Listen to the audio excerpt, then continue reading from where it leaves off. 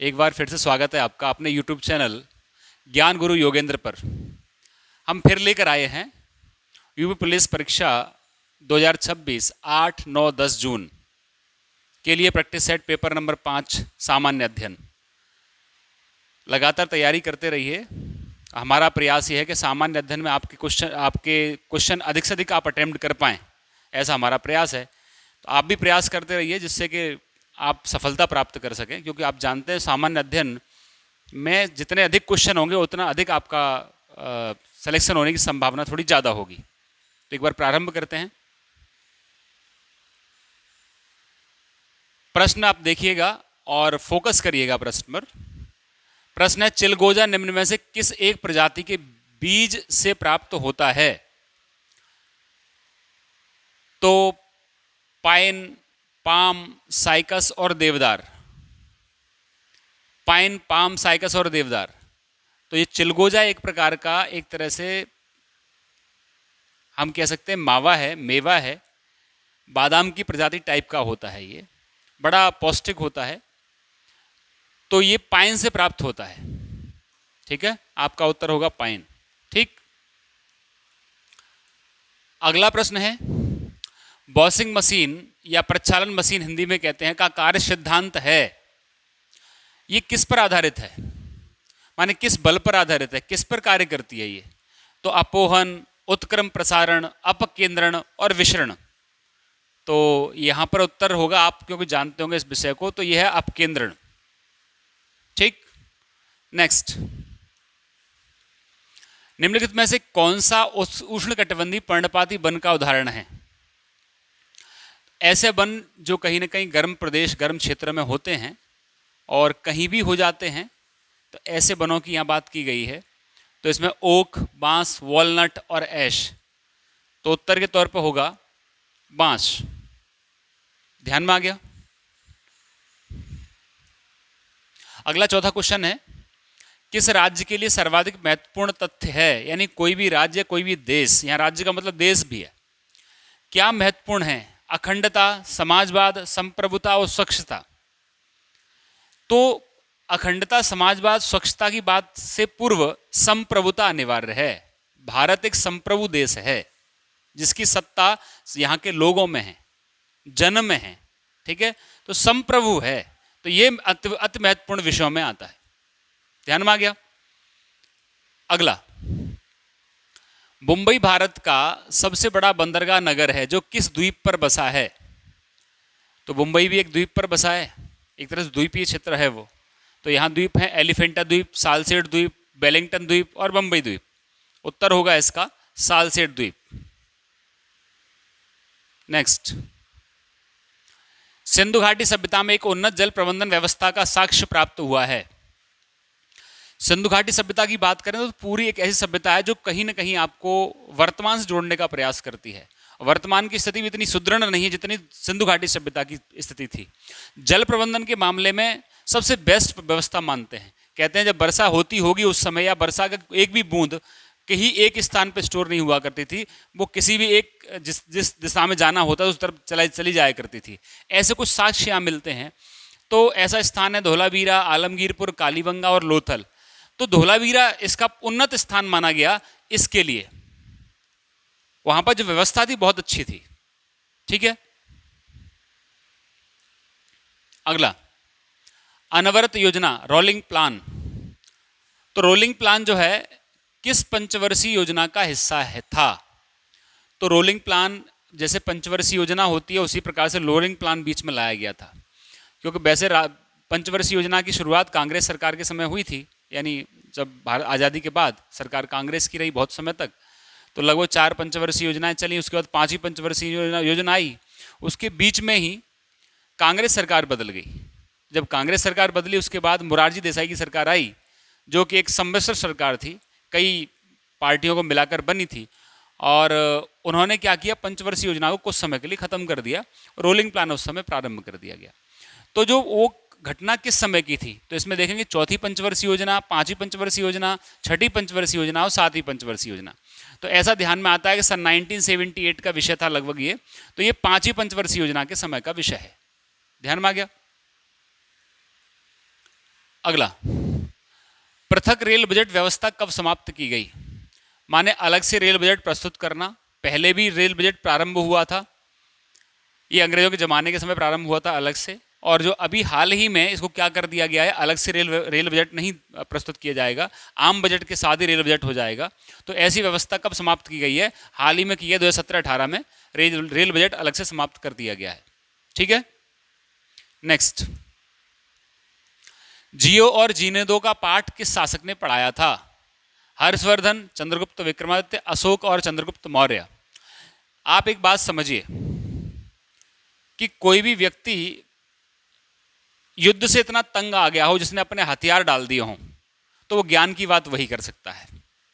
तो यहाँ ज्ञान की बात करने वाला व्यक्ति अशोक था, क्योंकि इसने, आपने देखा होगा कि जब उड़ीसा कलिंग पर युद्ध किया, कलिंग पर कई लाख लोग उसने मारे, माने सैनिक मारे, तो वहाँ से वो परेशान हो गया। तो उसने बाद में बौद्ध धर्म भी अपनाया और किसका नारा दिया एक प्रकार से, यानी किसकी तरफ गया? जियो और जीने दो की तरफ से गया। तो यानी अशोक को ही इसके लिए प्रेरित, एक तरह से पाठ देने वाला, यानी बताने वाला या इसकी तरफ मुड़ने वाला व्यक्ति माना जाता है। ठीक है,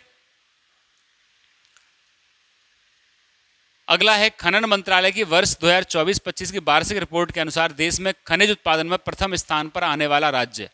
माने खनन मंत्रालय के द्वारा एक रिपोर्ट प्रस्तुत की जाती है, वार्षिक रिपोर्ट होती है, और उस वार्षिक रिपोर्ट में प्रत्येक वर्ष कोई ना कोई राज्य अग्रणी भूमिका में रहता है। तो उसमें इसमें कौन सा है विशेषकर? छत्तीसगढ़, उड़ीसा, राजस्थान, कर्नाटका। तो उत्तर होगा उड़ीसा।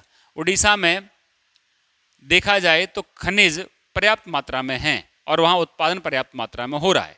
ठीक है, अगला है, किसी भी राज्य में मुख्यमंत्री की नियुक्ति राज्यपाल करेगा, इसका वर्णन किस अनुच्छेद में है? अनुच्छेद 162, अनुच्छेद 163, अनुच्छेद 164, अनुच्छेद 165 राज्य का विषय है, तो आप समझ सकते हैं इसका नियुक्ति संबंधी विषय वो अनुच्छेद 164 में है। ठीक है, अगला, माओरी जनजाति का निवास क्षेत्र कहाँ है? जनजाति क्षेत्र है, परीक्षा में बहुत आते हैं पूछने के लिए, कौन सी जनजाति कहाँ मूल रूप से रहती है। तो माओरी की बात करें तो New Zealand, Papua New Guinea, Brazil और श्रीलंका, ये जो माओरी जनजाति है वो न्यूजीलैंड में रहती है। ठीक है, तो ऐसी बहुत जनजाति क्षेत्र हैं, जनजाति हैं और कई क्षेत्रों में रहते हैं, उन क्षेत्रों का आप याद रखेंगे तो वो कहाँ कैसे क्या रहते हैं। भारतीय तकनीकी अनुसंधान संस्थान कहाँ स्थित है? कानपुर, लखनऊ, नई दिल्ली और पुणे। तो भारत तकनीकी से अनुसंधान संस्थान है वो नई दिल्ली में स्थित है। मैंने इससे पिछले वाले वीडियो उनमें पेपरों में भी बताया था कि तकनीकी संस्थान या कोई भी मुख्यालय परीक्षा में आते हैं तो आप उनको याद रखिएगा, ये भी एक तरह संस्थान का मुख्यालय ही है। मेरुरज्जु, स्पाइनल कॉर्ड के कार्य क्या हैं? अर्थात मस्तिष्क के नीचे वाला हिस्सा जो होता है मेरुरज्जु कहलाता है। वो कहीं ना कहीं कोई भी कार्य होते हैं, जैसे मस्तिष्क से आने वाले एवं जाने वाले उद्दीपनों का संवहन करना, ये मेरुरज्जु का काम है। हाँ है। दूसरा है प्रतिवर्ती क्रियाओं में समन्वय और नियंत्रण, ये भी है। तो ये दोनों की बात करेंगे, दोनों ही हैं। तो इसमें चौथा ऑप्शन है ए और बी दोनों, तो ए और बी दोनों ही आंसर होगा। ठीक है, अगला, हंता वायरस प्रमुखता किसके संपर्क से फैलता है? आजकल कुछ एक वायरस ऐसे हैं जो कहीं ना कहीं बार बार लौट कर आते हैं, उनमें से हंता वायरस का भी नाम आता रहता है। तो इससे संक्रमित कोई ना कोई जीव जंतु होता है, उस जंतु से ही, जीव जंतु से ये चीज़ फैलती हैं। तो ये हंता वायरस किससे फैलता है? बंदर, कुत्ता, चूहा और पक्षियों से। तो यह इसका उत्तर होगा चूहों से, ये चूहों से फैलता है। ठीक है, जैसे प्लेग भी चूहों से फैलता है, इसी प्रकार से। राज्य आपदा प्रबंधन प्राधिकरण में एक अध्यक्ष और अन्य सदस्य होते हैं, उनकी संख्या कितनी होती है? अध्यक्ष के बाद और सदस्य कितने होते हैं?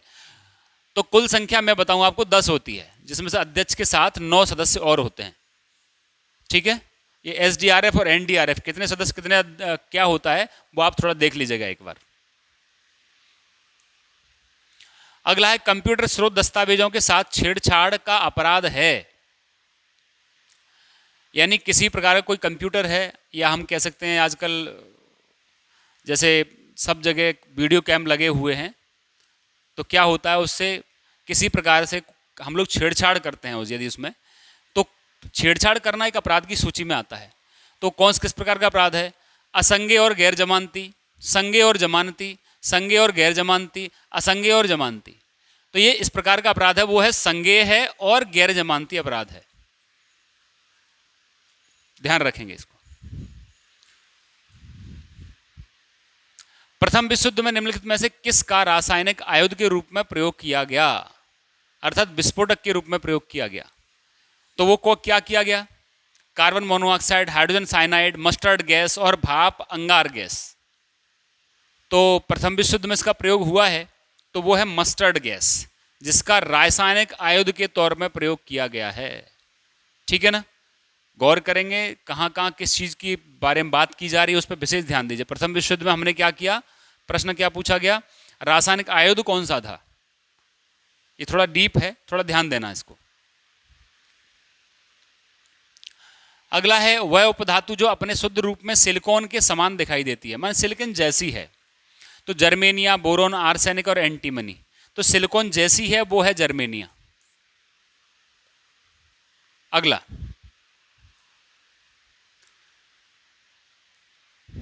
विश्व की सबसे बड़ी मक्का मंडी स्थित है, Georgia, New York, Saint Louis and Texas. कोई भी विषय वस्तु आपके सामने दिखाई दे, आप उस पर गौर जरूर करिएगा। ठीक है? तो इसका उत्तर होगा सेंट लुइस। मक्का मंडी प्रसिद्ध है यहाँ पे, और मक्के का क्षेत्र भी बहुत ज़्यादा है। ठीक है? नेक्स्ट, आंध्र प्रदेश तथा तेलंगाना के लिए प्रावधान किस अनुच्छेद में दिए गए हैं? ये आंध्र प्रदेश है और तेलंगाना, इसके लिए विशेष प्रावधान किए गए हैं इन राज्य के लिए। तो विशेष प्रावधान अनुच्छेद 370, अनुच्छेद 371, अनुच्छेद 371 ख और घ। तो इसका प्रावधान की बात करें तो अनुच्छेद 371, जैसे जम्मू कश्मीर में या पूर्वोत्तर के राज्यों का या विशेष दर्जा किसी को प्राप्त है तो अलग अलग आर्टिकल्स में दिया हुआ है। इसी प्रकार से आंध्र प्रदेश में और तेलंगाना की बात की जाए तो किस में आर्टिकल में है? आर्टिकल 371 में है। गौर करेंगे इस चीज़ों पे। भागीरथी और अलकनंदा नदी उत्तराखंड में किस स्थान पर मिलती हैं? विष्णुप्रयाग, देवप्रयाग, कर्णप्रयाग, रुद्रप्रयाग। यह ध्यान रखिए, ये चारों ही स्थल ऐसे हैं जहां पर नदियां आपस में आके मिलती हैं। ठीक है? तो जो भागीरथी और अलकनंदा मिलती है वो है देवप्रयाग में मिलती है। बाकी अन्य स्थानों पर कौन कौन सी नदियां मिलती हैं, ये आपका काम, आप देखिएगा कौन कौन सी मिलती हैं, परीक्षा में आ सकती हैं ये। ठीक है? कांग्रेस ने जलियांवाला बाग हत्याकांड की जांच समिति का गठन किसके नेतृत्व में किया? जलियांवाला बाग हत्याकांड हुआ, उसमें सैकड़ों, कहते हैं हजारों लोग मारे गए, और उन हजारों लोगों तो मारे गए तो सरकार की तरफ से बहुत बड़ा, यानी उस तात्कालिक सरकार में अंग्रेजों के समय उन लोगों ने जो समिति बनाई उसने बहुत कम लोगों की सूची दी, परंतु कांग्रेस की तरफ से जो अध्यक्षता में, जिनकी अध्यक्षता में ये काम हुआ, तो वो ऐसे व्यक्ति थे मदन मोहन मालवीय। इनकी समिति ने इसकी संख्या लगभग 1000 से ज़्यादा बताई कि इतने लोग मारे गए थे, बल्कि इस देखा जाए तो और उससे ज़्यादा लोग मारे गए थे। अगला है संयुक्त राष्ट्र के आर्थिक एवं सामाजिक मामलों के विभाग यूएनडेसा द्वारा 2018 का तक विश्व की सबसे अधिक जनसंख्या वाला शहर होने की संभावना जताई। तो ये यूएनडेसा के माध्यम से संभावना जताने की बात की गई है। तो आगे चल करके सबसे अधिक जनसंख्या कहां हो सकती है, ऐसा प्रश्न है ये। तो नई दिल्ली, मुंबई, संघाई और मेक्सिको सिटी, तो ये कहां हो सकती है? नई दिल्ली में हो सकती है, पर वर्तमान में कहां है? अगर 2026 के साथ तुमसे पूछा जाए तो 2026 में अभी जकार्ता, इंडोनेशिया जकार्ता, यहाँ सर्वाधिक आबादी है, इसमें लगभग 4.5 करोड़ के आसपास आबादी है इस शहर की। तो भविष्य में कितनी हो जाएगी नई दिल्ली की? इससे भी आगे निकलने की संभावना है, क्योंकि बहुत तीव्र गति से डेमोग्राफी दिल्ली की बदल रही है। ठीक है? सूचना प्रौद्योगिकी अधिनियम वर्ष में लागू हुआ था। ये सूचना प्रौद्योगिकी अधिनियम कब लागू हुआ, ऐसा प्रश्न है। 2008, 2000, 2003, 1999। तो आंसर क्या होगा उसका? 2000। जितने भी अधिनियम लागू हुए हैं, कब हुए हैं, कैसे हुए हैं, उनमें क्या है, ऐसा विशेष आप थोड़ा सा क्या करेंगे, थोड़ा थोड़ा उनका अध्ययन करेंगे, ध्यान में रहेगा आपको। अगला प्रश्न है, अमुक्त माल्याल जो तेलुगु में राजकौशल पर एक कृति है की रचना किसने की थी? तो जैसे मनुस्मृति, जैसे अर्थशास्त्र, जैसे अमुक्त माल्याद और वर्तमान संविधान। कुछ इस प्रकार की व्यवस्था है जो किसी भी राजा और उसकी प्रजा और साथ में राज्य के बारे में बताता है। तो यहाँ अमुक्त माल्याद भी कुछ इसी प्रकार की पुस्तक है। और जो इस कृति के रचनाकार थे कृष्णदेव राय, उन्होंने बताया कि भाई किसी भी देश को संचालित करने की व्यवस्था क्या हो सकती है, राज कौशल क्या होना चाहिए, वो उसमें इन्होंने बताया। राष्ट्रीय मानवाधिकार आयोग NHRC की स्थापना किस वर्ष हुई? तो इसकी स्थापना किस वर्ष हुई, तो वो आपको ध्यान देना है 1993, 1994, 1995, 1992। तो राष्ट्रीय मानवाधिकार आयोग की बात करते हैं तो इसकी स्थापना हुई 1993। ठीक है, गौर करिएगा। चंद्रशेखर आजाद कृषि एवं प्रौद्योगिकी विश्वविद्यालय उत्तर प्रदेश में किस जिले में स्थित है? तो चंद्रशेखर आजाद की बात आती है तो आपको ध्यान में होगा कि चंद्रशेखर आजाद की अंतिम सांसें कहाँ निकली थी, ये आपके लिए काम है, ध्यान देंगे। वैसे तो कानपुर इसका उत्तर होगा, आंसर भी कानपुर ही होगा। ठीक है। मानव जनसंख्या वितरण और घनत्व के प्रतिरूप या पैटर्न को क्या कहा जाता है? यानी आजकल क्या हो रहा है, आप लोग देख रहे होंगे, पश्चिम बंगाल का विषय है। पश्चिम बंगाल में अत्यधिक मात्रा में डेमोग्राफी बदली कई जिलों की। तो वो डेमोग्राफी बदली, उसका कारण क्या था कि आप देख सकते हैं अत्यधिक मात्रा में बाहरी लोगों का आना। तो बाहरी लोग आ जाएंगे तो ऑटोमेटिकली उसका घनत्व बढ़ जाएगा, डेमोग्राफी में चेंज होगा। तो ये पैटर्न है उसे क्या कहते हैं? तो यहाँ पर ध्यान देंगे anthropology, demography, oncology and sociology. तो मैंने डेमोग्राफी शब्द बोल दिया पहले से ही, तो डेमोग्राफी की बात आती है। तो ये पैटर्न क्या है, डेमोग्राफी में आता है। तो सरकार के माध्यम से हाल ही में एक व्यवस्था बनाई गई है कि जिन जिन जिलों की, जिन जिन स्थानों की डेमोग्राफी बदल रही है उसके लिए एक समिति बनाई गई है हाल ही में, और भविष्य में वो समिति आगे काम करना प्रारंभ अपना करेगी। ठीक है।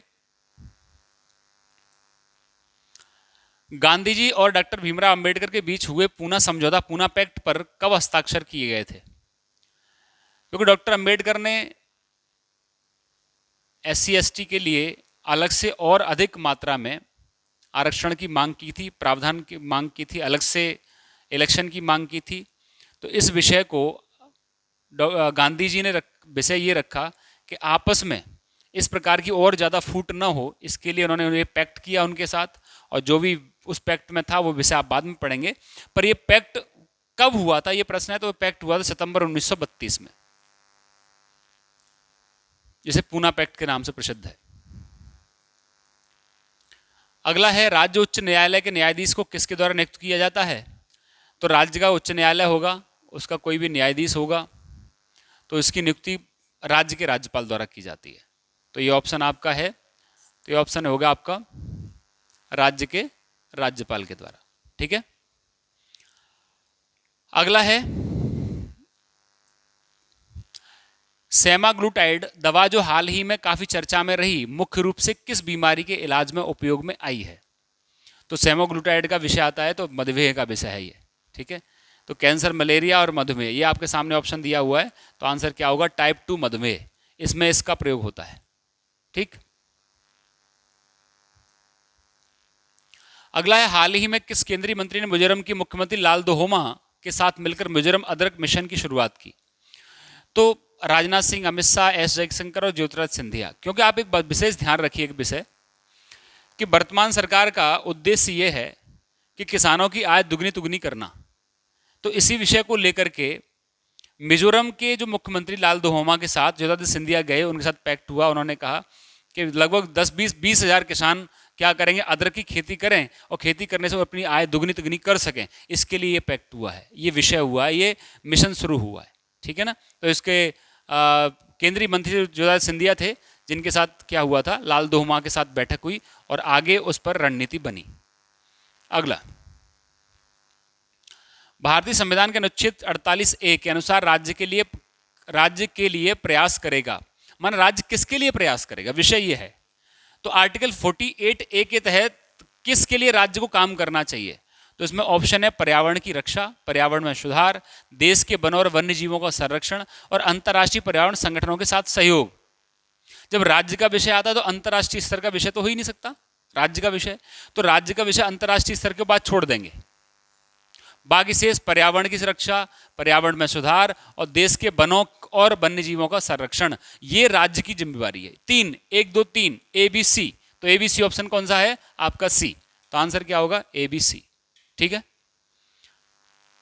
नेक्स्ट, लेबनान की राजधानी क्या है? जुनिया, तेहरान, बैरूत और ताइवान।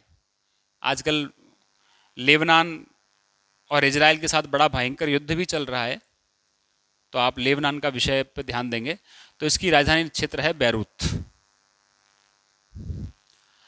अगला है मुंडा भाषा समूह से संबंधित है, माने मुंडा भाषा जो है कौन से समूह से संबंधित है? तो ऑस्ट्रो एशियाई समूह, इंडो आर्यन समूह, चीन तिब्बती समूह, द्रविड़ समूह। तो मुंडा भाषा की बात करते हैं तो ऑस्ट्रो एशियाई समूह से जुड़ी हुई है, ध्यान रखेंगे। अगला, निम्न में से कौन सा भारत में एक संवैधानिक निकाय है, अर्थात जिसका वर्णन संविधान में है, ऐसा कौन सी निकाय है? तो यहां पे देखेंगे ऑप्शन है नीति आयोग, भारत सरकार निर्वाचन आयोग, केंद्रीय सतर्कता आयोग, केंद्रीय सूचना आयोग। तो जिसका उल्लेख संविधान में है ऐसा आयोग की पूछी गई है, तो संविधान में उल्लेख केवल और केवल भारत निर्वाचन आयोग का है, बाकी तीनों नहीं है। तो संवैधानिक निकाय तीनों नहीं है, कौन सा है? केवल भारत का निर्वाचन आयोग। ठीक है, अंतिम है, चित्र मुद्रण की गुणवत्ता को मापने के लिए एक पद DPI का पूर्ण रूप क्या है? तो डॉट पर इंच, डिजिटल पर इंच, डाटा पर इंच और डिस्कम्प्रेशन पर इंच। तो आंसर क्या होगा? डॉट पर इंच। एक इंच में कितने डॉट्स हैं, डॉट्स के आधार पर क्या उसकी कलरिंग वगैरह की जाती है, किसके अंतर्गत? मुद्रा के अंतर्गत। तो वही क्या कहलाता है? डॉट पर इंच कहलाता है। समझ में आ गया? तो यानी ये सारा 38 क्वेश्चन हम लोग एक्सप्लेन कर रहे हैं प्रतिदिन प्रत्येक प्रश्न पत्र में। तो आपका भी उद्देश्य होना चाहिए ये बहुत कम समय में कंप्लीट करना है। जैसे मैं तो कोशिश करता हूँ कि बहुत कम समय लगे, आपको तो बहुत कम समय, 38 क्वेश्चन अगर देखा जाए तो आपको हद से 10 से 12 मिनट के अंदर कंप्लीट करने पड़ेंगे, जिससे क्या होगा, आप बाकी शेष समय जो बचे वो किसके लिए? गणित और रीजनिंग के लिए दे सकें। ध्यान देना है इसको। और ये कब संभव होगा? जब आप फास्टली पढ़ेंगे भी, समझेंगे भी और उसको करेंगे भी। ठीक है, आपको अपना भविष्य बनाना है तो आज इसको तीव्र गति से करना भी सीखना पड़ेगा और इसका अभ्यास भी करना पड़ेगा। समय बहुत कम है, अभ्यास करिए अधिक से अधिक। ठीक है, और अगला भी इसी प्रकार का हम लोग वीडियो बनाएंगे जो आपके लिए बहुत लाभकारी होगा। देखते रहिएगा। यूट्यूब चैनल हमारा है, उसको फॉलो भी करिए, सब्सक्राइब भी करिए और शेयर भी करिए और लाइक तो अवश्य करिए। ठीक है ना? जय हिंद, जय भारत।